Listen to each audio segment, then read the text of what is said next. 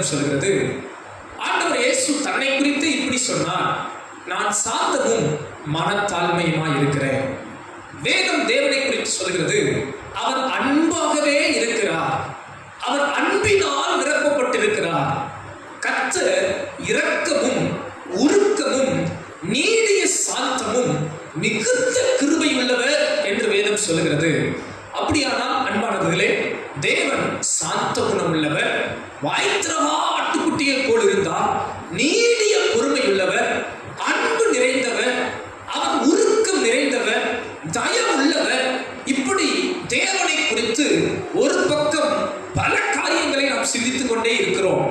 தேவனை குறித்து ஒரு பக்கம் தேவனுடைய அன்பையும் இரக்கத்தையும் தயவையும் சாந்த குணத்தையும் பேசிக்கொண்டே இருக்கிறோம். மற்றொரு பக்கம் தேவ தன்மையை குறித்து நாம் கற்றுக்கொள்ள பல நேரங்களில் தவறிவிடுவது உண்டு. தேவனை குறித்து வேதம் சொல்கிறது, அவர் பட்சிக்கிற அக்கினியாகவும் இருக்கிறாராம், அவருடைய கோபமும் காணப்படுகிறது. இன்று நாம் வாசித்த வேத வசனத்தில் இப்படியாக பார்க்கிறோம், குமாரன் கோபம் கொள்ளாமலும் நீங்கள் வழியிலே அழியாமலும் இருக்கும்படிக்கு அவரை முத்தம் செய்யுங்கள். கொஞ்ச காலத்திலே அவருடைய கோபம் பற்றி எரியும், அவரை அண்டிக் கொள்ளுகிற யாவரும் பாக்கியவான்கள். கரங்களை உயர்த்தி ஒரு ஆமென் அல்லேலூயா சொல்லலாமா? அல்லேலூயா. இந்த காலை நேரத்தில் அன்பானவர்களே, நீங்கள் ஒவ்வொருவரும் ஆசீர்வதிக்கப்பட்டவர்கள். உங்கள் ஒவ்வொருவரையும் தேவன் அளவுக்கு அதிகமாய் நேசிக்கிறார். உங்கள் மேல் தமது கிருபைகளை கொடுக்கிறார், உங்கள் மேல் தமது ஆசீர்வாதத்தை கொடுக்கிறார், உங்கள் மேல் தமது விசேஷித்த அன்பை வெளிப்படுத்துகிறார். அதே சமயம் நீங்களும் நானும் சில பாடங்களை அறிந்து கொள்ள வேண்டும். தேவன் யார் மீது கோபம் கொள்கிறார்? ஆண்டவர் யார் மீது கோபப்படுகிறார்? யாரை ஆண்டவர் கடிந்து கொள்கிறார்? யாரை கண்டு ஆண்டவருக்கு விசனமாய் இருக்கிறது? எப்படிப்பட்டவர்கள் தேவ பார்வையில் கோபத்தை பெற்றுக் கொள்கிறவர்களா இருக்கிறார்கள் என்பதை குறித்து உங்களோடு சில காரியங்களை பகிர்ந்து கொள்ள போகிறேன். எத்தனை பேர் கேட்க வாஞ்சியா இருக்கிறீங்க? பக்கத்துல பார்த்து கேளுங்க. உங்களுக்கு தெரியுமா யார் மேல இயேசு கோபப்படுவார்னு? இந்த பிரசங்கத்தை நல்லா கவனிங்க, நீங்க கண்டுபிடிச்சிருவீங்க. யார் மேல இயேசு கோபப்படுவார்? அல்லேலூயா. அப்படிங்கறோம். யார் மேல இயேசு அன்பா இருக்கிறார் தெரியுமா? பக்கத்துல கேட்க, யார் மேல இயேசு அன்பா இருக்கிறார்? சொல்லுங்க, என் மேல இயேசு ரொம்ப அன்பா இருக்கிறார். அல்லேலூயா. ஆனா இன்னைக்கு இயேசுப்பா யார் மேல அன்பா இருக்கிறார் மெசேஜ் கிடையாது. இன்னைக்கு செய்தியின் தலைப்பு என்ன? யார் மேல் தேவன் கோபப்படுகிறார், யார் மேல் தேவன் விசனம் அடைகிறார், யாரை ஆண்டவர் கடிந்து கொள்கிறார். இந்த வேத சத்தியம் நான் நிச்சயம் விசுவாசிக்கிறேன், உங்கள் வாழ்விலே தேவ கோபத்துக்கு உங்களை விலக்கி காக்கும். நீங்கள் தேவ கோபாக்கினின் பிள்ளையாய் இராதபடி தேவ நேசத்திலேயே வாழ இந்த வார்த்தைகள் உங்களை பிரயோஜனப்படுத்தும். முதலாவது ஒரு காரியம், இந்த சத்தியம் குறிப்பாக இயேசு வாழ்ந்த நாட்களில் இயேசு யார் மேலெல்லாம் கோபப்பட்டாரோ அதை நான் தொகுத்து உங்களோடு கூட பகிர்ந்து கொள்ள போகிறேன். மத்தேயு எழுதின சுவிசேஷம் 11ஆம் அதிகாரம் 20ஆம் வசனத்திலிருந்து பார்க்க போகிறோம். மத்தேயு எழுதின சுவிசேஷம் 11ஆம் அதிகாரம் 20ஆம் வசனத்திலிருந்து அங்கே ஆண்டவர் இயேசு சிலரை பார்த்து சொல்லுகிற ஒரு வார்த்தை பாருங்கள். மத்தேயு 11ஆம் அதிகாரம் 20ஆம் வசனத்திலிருந்து, அப்பொழுது தமது பலத்த செய்கைகளில் அதிகமானவைகளை செய்ய கண்ட பட்டணங்கள் மனம் திரும்பாமற் போனபடியினால் அவைகளை அவர் கடிந்து கொள்ளத் தொடங்கினார். தொடர்ந்து வாசிங்க. கோராசினே உனக்கு ஐயோ, பெத்சாயிதாவே உனக்கு ஐயோ, உங்களில் செய்யப்பட்ட பலத்த செய்கைகள் தீருவிலும் சீதோனிலும் செய்யப்பட்டிருந்தால் அப்பொழுதே ரெட்டுடுத்தி சாம்பலில் உட்கார்ந்து மனம் திரும்பியிருப்பார்கள். நியாய தீர்ப்பு நாளிலே உங்களுக்கு நேரிடுவதை பார்க்கிலும் தீருவுக்கும் சீதோனுக்கும் நேரிடுவது லெகுவா இருக்கும் என்று உங்களுக்கு சொல்லுகிறேன். 23ஆம் வசனம், வானபரியந்தம் உயர்த்தப்பட்ட கப்பர்நகூமே, நீ பாதாள பரியந்தம் தாழ்த்தப்படுவாய். உன்னில் செய்யப்பட்ட பலத்த செய்கைகள் சோதோமிலே செய்யப்பட்டிருந்ததானால் அது இந்நாள் வரைக்கும் நிலைத்திருக்கும். நியாய தீர்ப்பு நாளிலே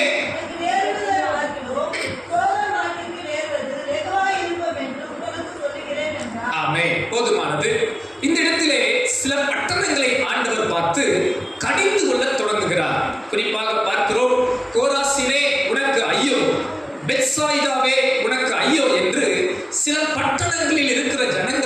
பார்த்து ஆண்டவர் கடிந்து கொள்கிறார்.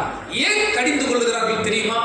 அவர்கள் மனம் திரும்பாதிருக்கிறதுனாலே கர்த்தர் அங்கே அவர்களை பார்த்து கோபப்பட்டு கடிந்து கொள்கிறார். முதலாவது ஒரு காரியம் அன்பானவர்களே, ஆண்டவர் இயேசு யாரை கடிந்து கொள்கிறார், யார் மேல் கோபப்படுகிறார் தெரியுமா?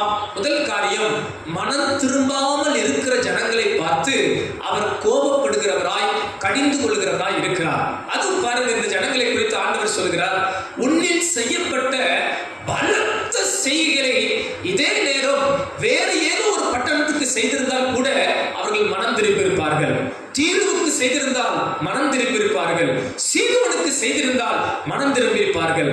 ஆனால் நீ இவ்வளவு பலத்த செய்கைகளை கண்டும், இவ்வளவு அற்புதங்களை கண்டும், இவ்வளவு அடையாளங்களை கண்டும் இன்னும் நீ மனம் திரும்பாமல் இருக்கிறேயே, உனக்கு ஐயோ என்று ஆண்டவர் அங்கே கடிந்து கொண்டார். அன்பானவர்களே, நீங்கள் சற்று என்னோடு கூட சிந்தித்து பாருங்கள். இன்றைக்கு பாருங்கள், நாம் அநேக அற்புதங்களை அடையாளங்களை கண்டிருக்கிறோம். இயேசு எனக்கு எத்தனை நன்மை செய்தார் என்று பலர் சொல்வது உண்டு. ஆனால் பலர் சொல்லிவிட்டு மன திரும்பாமே வாழ்வார்கள். அற்புதங்களை பெற்றிருப்பார்கள், ஆசீர்வாதங்களை பெற்றிருப்பார்கள். ஆனால் பாருங்கள், உண்மையான மனமாற்றம் அவர்களுக்கு இருக்காது. ஆண்டவர் இயேசு இன்றைக்கு இருந்தால் கூட அப்படிப்பட்டவர்களை பார்த்து சொல்லுவார், கோராசீனே உனக்கு உனக்கு பரவாயில்லையே, பெத்சாயிதாவே உனக்கு. ஏன் இந்த ரெண்டு பட்டணங்கள் வித்தியாசமாய் ஆண்டவர் காண்பிக்கிறார்? பலத்த செய்திகளை கண்டு அவர்கள் மனம் திரும்பவில்லை. நான் தாழ்மையாய் உங்களிடத்தில் ஒரு கேள்வி கேட்கிறேன். உங்கள் வாழ்வில் ஆண்டவர் அநேக அற்புதங்களை அடையாளங்களை செய்தும் அற்புதங்களை மட்டும் பெற்றுக்கொண்டு மனம் திரும்பாமல் இருந்தால் ஆண்டவர் நம் மீது ஒரு திருப்தியாய் பிரியமாய் இருக்க முடியாது.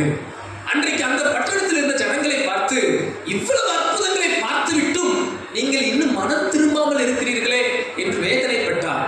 ஒரு மற்ற ஜனங்களை குறிப்பிட்டு சொன்னார், இதே அற்புதம் தீருவில் செய்திருந்தால், இன்றைக்கு இங்கு குருடன் கண்ணை திறந்தது போல தீரு பட்டணத்தில் நான் குருடன் கண்ணை திறந்திருந்தால் அந்த பட்டணமே மனம் திரும்பி இருக்கும். ரட்டுடுத்தி சாம்பலில் உட்கார்ந்து இருப்பார்கள், அவர்கள் ரட்சிக்கப்பட்டிருப்பார்கள். ஆனால் இவ்வளவு அடையாளங்களை கண்டும் நீங்கள் மனம் திரும்பாமல் இருக்கிறீர்களே என்று இயேசு கோபப்பட்டார். நான் தாழ்மையாக ஒரு காரியம் சொல்ல முடியும். நமக்கு ஆண்டவர் செய்த அநேக அற்புதங்களை ஒருவேளை புறஜாதிகளுக்கு செய்திருந்தால் கூட நம்மை காட்டிலும் அவர்கள் அதிக பக்தி உள்ளவர்களாக இருந்திருப்பார்கள். நீங்க அதை உணர்றீங்களான்னு தெரியல, நான் அதை நினைச்சு பார்க்கிறேன். சில நேரம் நமக்கு ஆண்டவர் செஞ்ச அற்புதம், ஆண்டவர் நம்மை காப்பாற்றின விதம், ஆண்டவர் நம்மை விடுவித்த விதம், எத்தனையோ முறையில் நம்மை தூக்கி விட்டார். சிறுமப்பட்ட நேரம், அழுத நேரம், கண்ணீரோடு இருந்த நேரம், கைவிடப்பட்ட நேரம், நம்முடைய வாழ்வில, வேலை ஸ்தலத்துல, படிப்புல, இப்படி பல காரியங்களை கர்த்தர் நம்மை தூக்கி விட்டாரே. நாம் மனம் திரும்பி இருந்தோம்னா நீங்க வாக்கியவான்கள். மனம் திரும்பாமலே இருக்கிறோம். அற்புதத்தை பார்த்தாச்சு, அதிசயத்தை பார்த்தாச்சு, ஆண்டவர் செஞ்ச நன்மையை பார்த்தாச்சு. ஆனாலும் இந்த கோரேசின் பட்டணம் போல, இந்த பெத்சாயிதா பட்டணம் போல மனம் திரும்பாமல் இருப்போம். ஆனால் ஆண்டவர் இயேசு அன்றைக்கு அவர்களை கடிந்து கொள்ள தொடங்கினார். அவர்கள் மேல் கோபப்பட்டார். இந்த காலையிலத்தை நான் உங்களை உற்சாகப்படுத்துகிறேன். நாம் ஒரு பெத்சாயிதா பட்டணம் போல, ஒரு கோரேசின் பட்டணம் போல இராதபடி நாம் கர்த்தருடைய அற்புதங்களையும் கர்த்தருடைய அதிசயங்களையும் கண்டு அவருக்கு பிரியமான ஜனமாய் வாழ நம்மை நாமே ஒப்பு கொடுப்போமாக. எத்தனை பேர் ஆமென் சொல்ல முடியும்? ஹல்லேலூயா. நான் தேவ கோபாக்கினையின் பிள்ளை அல்ல, நான் கர்த்தருக்காக வாழ்கிற பிள்ளை. ஹல்லேலூயா. ஒருவேளை நீங்கள் அற்புதத்தை பெற்றுக்கொண்டு அற்புதம் தான் எனக்கு போதும் நினைச்சிட்டு இன்னும் இயேசுவுக்கு உங்க மனசை முழுசா ஒப்பு கொடுக்கலன்னா, சாரி டு சே தட், இயேசு அங்கே இந்த ஜனத்தை பார்த்து கோபப்பட்டது போல உங்களையும் கண்டு ஒரு திருப்தியா இருக்க மாட்டார். உங்களை கண்டு ஐயோ இன்னும் நீ மனம் திரும்பாமல் இருக்கிறேயே, இன்னும் நீ ரட்சிக்கப்படாமல் இருக்கிறேயே, இன்னும் நீ என் அண்டை வராமல் இருக்கிறேயே என்று ஏங்கிக் கொண்டிருக்கிறார். அன்பு சபையாரே, நாம் ஆண்டவருடைய கோபத்துக்கு அல்ல, நாம் ஆண்டவருடைய ரட்சிப்புக்கும் ஆண்டவருடைய ஆசீர்வாதத்துக்குமான பிள்ளைகள். கரங்களை அசைத்து அல்லேலூயா சொல்லலாமா? அல்லேலூயா. முதல் காரியம், யார் மீது இயேசு கோபப்பட்டார், யாரை ஆண்டவர் கடிந்து கொண்டார்? மனம் திரும்பாமல் போனவர்கள். அதுவும் குறிப்பாய் அற்புதங்களை கண்டும் அதிசயங்களை கண்டும் அடையாளங்களை கண்டும் மனம் திரும்பாமல் போனவர்கள். ஆமென் சொல்லுவோமா? ஹல்லேலூயா.